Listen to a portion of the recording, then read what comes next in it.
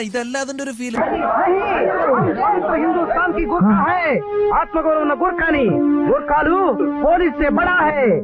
പൊന്നോ ഒടുക്കത്ത അഭിനയം. ഞങ്ങൾ അഭിനയ മുഹൂർത്തങ്ങൾ വാരി വാരി വെതറുകയുള്ളൂ. എന്റെ കയ്യിൽ എസ് മോഡൽ കത്തിയില്ലാതായി പോയി. ఒరే ప్రసాద్,